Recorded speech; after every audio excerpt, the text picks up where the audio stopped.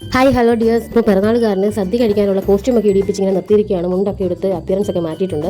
അങ്ങനെ പായൊക്കെ വിരിച്ച് ഞങ്ങൾ നിരത്തിരുത്തി ഇലയൊക്കെ വെച്ചിട്ട് ഇങ്ങനെ ചോറും കൂട്ടാനും ഒക്കെ ഇങ്ങനെ വിളമ്പി ഇങ്ങനെ സദ്യ കൊടുത്തുകൊണ്ടിരിക്കുകയാണ്. ഓരോ കൂട്ടാനും ഒക്കെ ഇങ്ങനെ തൊട്ടുനാക്കി വെക്കുന്നുണ്ട്. അപ്പോൾ ഞങ്ങൾ രണ്ടുപേരുടെ ഫാമിലി കൂടെ ഉണ്ട്. അതുകൊണ്ട് എല്ലാവരും കൂടെ ചേർന്നിട്ട് കുഞ്ഞിനെ തന്നെ സദ്യ വിളമ്പി കൊടുക്കുകയാണ്. കുറച്ച് കഴിഞ്ഞ് ഞാൻ അടുക്കളയിൽ ചെന്ന് നോക്കിയപ്പോൾ രണ്ടമ്മമാരോട് ചേർന്നിട്ട് എന്തോ പരിപാടിയാണ് കലശലായിട്ട്. വേറൊന്നല്ല, സേമിയ പായസം ഉണ്ടാക്കിയിട്ട് അതിപ്പോൾ കേക്ക് പോലെ ആയിരിക്കുകയാണ്. കേക്ക് കട്ടിയാൻ പാകത്തിലിരിക്കുകയാണ് സേമിയ. അതിനിപ്പം പാലൊക്കെ ഒഴിച്ച് വേറെ ഏതോ രൂപത്തിലാക്കി ഇവർ എടുക്കുന്നുണ്ട്. അപ്പം ആൾക്കാരൊക്കെ വരുമ്പോഴത്തേക്കും നമുക്ക് സെർവ് ചെയ്യണം.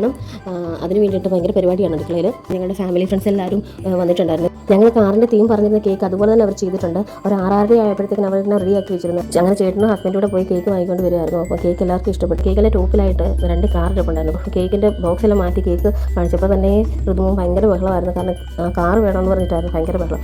അങ്ങനെ കേക്ക് കട്ട് ചെയ്തെന്നൊരു പേര് വരുത്തിയിട്ട് പെട്ടെന്ന് തന്നെ ഞങ്ങൾ കാർ എടുത്ത് കുഞ്ഞിൻ്റെ കൈ കൊടുത്തു.